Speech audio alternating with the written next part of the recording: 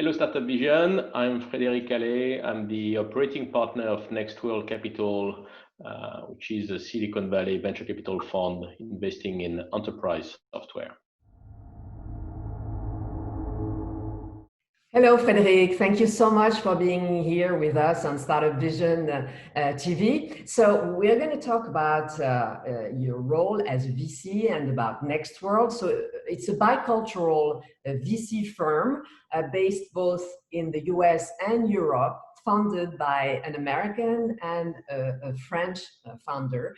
And with even more specificity in the way that it helps American startups to scale up in Europe. It's quite unusual. So could you tell us what Europe represents for American companies? So I think you said exactly right. So I think we started the firm back about 9 years ago with exactly that idea about helping US enterprise software company go to Europe. The thinking behind is quite simple. In our markets, target markets, our companies, Europe is about 25 to 35% of the global market. So you can't really become a global leader if you're not in Europe. That's usually very difficult. And if you look at all the companies doing IPO, they tend to have a significant presence in Europe. However, as everybody who's done business in Europe knows, Europe is still complicated. You have several countries, culture, different ways of working. And so we found that navigating that market and being very efficient was not always easy for US companies. So we built the firm to provide this extra value that nobody else was providing back then, and still very few people do, which is helping our US company scale into Europe. But that being said, this is not, we don't invest companies because they want to go to Europe. It's just that global leaders company with aspiration tends to want to have to go to Europe. So we saw, okay, for American companies coming to Europe, now some other companies, and we know a lot, do the other way around, like Aircall, for example, which is a great example. And you have another way, a very specific way of doing things also, because you have an integrated accelerator inside your company to help startups succeed. So how do you proceed? So I would say Aircall. So I'm sure you saw that when the news this week, they announced a very nice Series C of 65 million. So we're very happy for them, for us, and everybody else involved. Such a positive message in those times, Frédéric. It's so important to see companies like that thrive and go forward, and VCs following up for that. This is great news. No, it's a great news, and also I think it's also highlights the way we do things. So we, as a US VC, we invest mostly in the US, so probably 80-90%. We don't have a strict quota, but that you would expect. However, we look at companies wherever they come from, whether they come from Europe or the US. We look for the best company who aspire to be global leader in a category with a chance to go there and potentially do an IPO further down the road.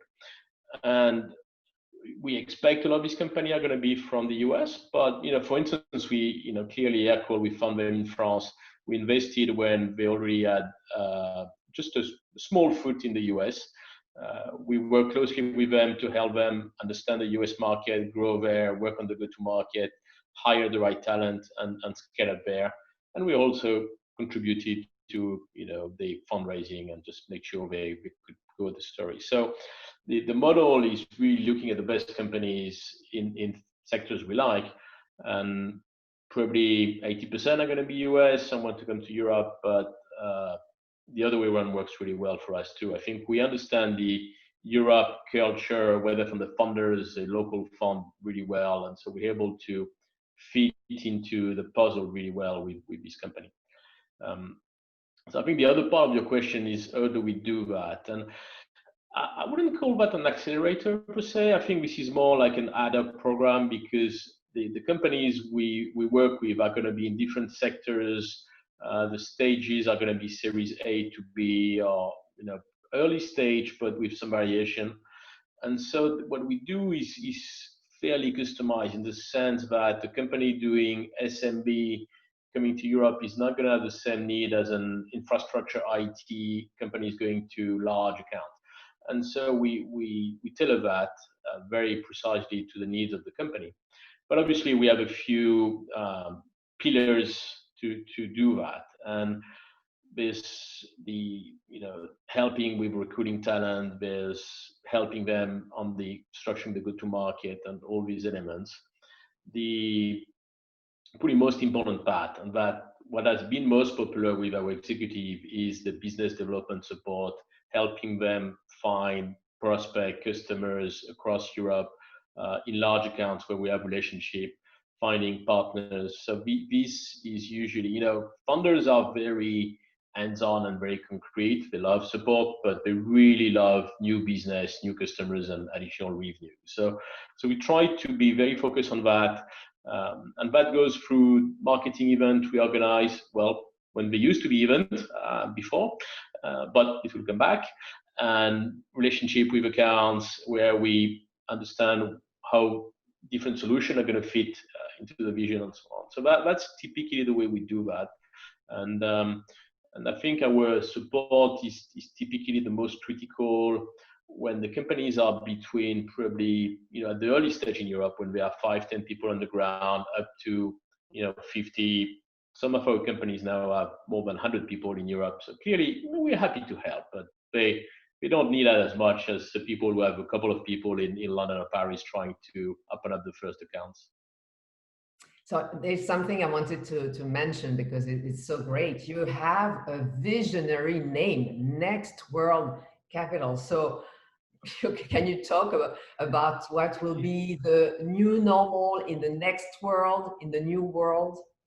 But that's actually an interesting question because this is obviously not related to COVID. That was not the next world of COVID, but it was when the firm was founded by Sébastien Lépinard and Craig Hansen back in 2010. Well, it was just after the 08-09 crisis. And there was an element of what is the next world. And back then, for people who were in VC, VCs were providing relatively limited support, maybe helping recruit a couple of intros, but fairly light. And Nextworld was one of the first, with a few others, obviously, but one of the first to go beyond, say, hey, yes, okay, we're going to provide money, but we believe we can help you in a much more detailed, practical way.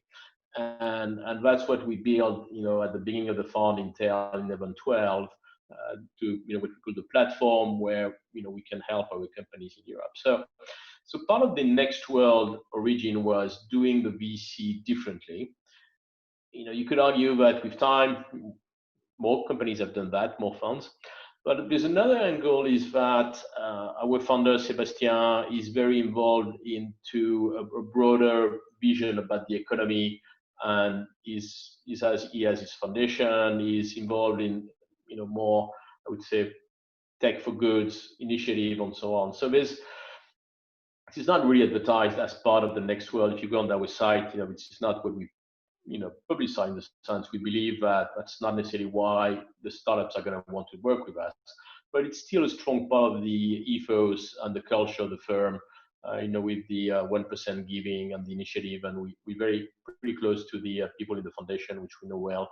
So always, I would say, give a different vibe and sort of culture to the firm. So a bit of both. One is very practical, kind of business focused, and the other one is more the culture and more about the people running the firm, kind of a bit differently.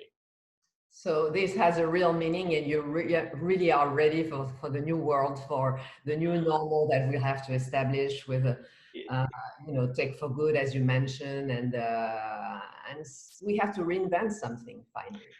Yeah, I think it's early. I wouldn't rush into saying that everything is going to change. Obviously we've had discussion at the partnership about what's coming next. But I do think that sincerely things are going to change. I would say obviously in terms of some part of the economy and so on. I think we've been lucky that the vast majority of our firm are SaaS business, so they were not that much impacted by the crisis. Yeah, life was difficult, and you work from home and everything, but very few of our companies had major crises of business disappearing. I think most of them did well and went through the crisis. That being said, there's going to be questions about what happens next. For instance, we are a bit worried for instance, SMBs, small business across the US and Europe, pretty more in the US than in Europe, are going to suffer. I think that you're going to see a lot of bankruptcies and SMBs going down. So, a couple of our companies are very focused on that sector. So it is worrisome.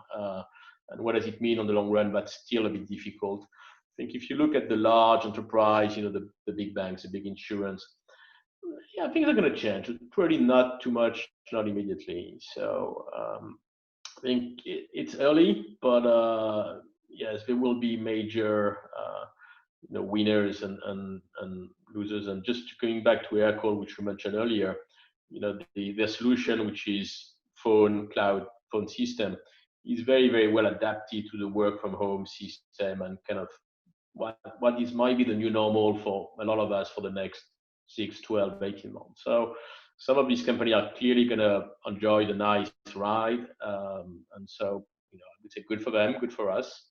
But and we'll support the other one, making sure they go through the crisis. Thank you. Thank you so much for sharing all those thoughts and positive actions you're already doing at Nextworld Capital. Thank you, Frédéric, for being with us this morning. Thank you so much. Well, thank you very much. I'm looking forward to hear more from you as time goes. Bye-bye, Frédéric. Bye-bye.